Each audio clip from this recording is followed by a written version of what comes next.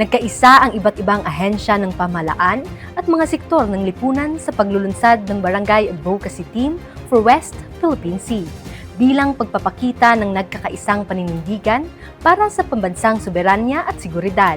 Narito ang ulat ni Jomerson Madarang. Mas pinaigting ang kampanya para sa pagpapalawak ng kamalayang makabayan at pagtatanggol sa pambansang soberanya matapos formal na ilunsad ang Barangay Advocacy Team for West Philippine Sea o BAT4WPS sa bayan ng Sual, Pangasinan. Pinangunahan ng 71st Infantry Kaibigan Battalion Philippine Army, katuwang ang lokal na pamahalaan ng Sual, Philippine National Police at Philippine Coast Guard ang paglulunsad ng inisyatiba sa Municipal Hall ng Sual. Layunin nitong palakasin ang mga papel ng mga barangay bilang pangunahing katuwang ng pamahalaan sa pagpapalaganap ng tamang impormasyon tungkol sa West Philippine Sea, pagpapalakas ng diwang makabayan at pagpapalawak ng partisipasyon ng mga mamamayan sa mga programa para sa pambansang seguridad.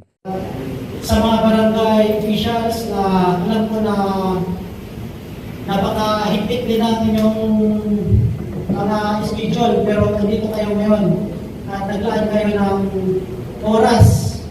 Kasunod ng mensahe ni Major Randy Coloma ay sinagawa ang Pledge of Commitment at Commitment Signing bilang patunay ng nagkakaisang suporta sa advokasya ng BAT4WPS. Lumagda sa kasunduan ng mga kinatawan ng lokal na pamahalaan ng Sual, Philippine Army, 1st Provincial Mobile Force Company, Philippine Coast Guard, mga punong barangay, kagawad, at mga sangguniang kabataan chairperson mula sa iba't ibang barangay ng bayan. Ipinakita na sama-samang panunumpa ang kanilang matibay na pangako na isulong ang wastong kaalaman hingil sa West Philippine Sea, palalimin ang diwang makabayan, at aktibong makiisa sa pangangalaga ng pambansang interes at soberanya ng bansa. Ayon sa mga opisyal, mahalaga ang papel ng mga lider ng barangay bilang frontline advocates sa paghubog ng isang mamamayang mulat, responsable at nagkakaisa laban sa disinformation at pagsusulong ng pambansang seguridad.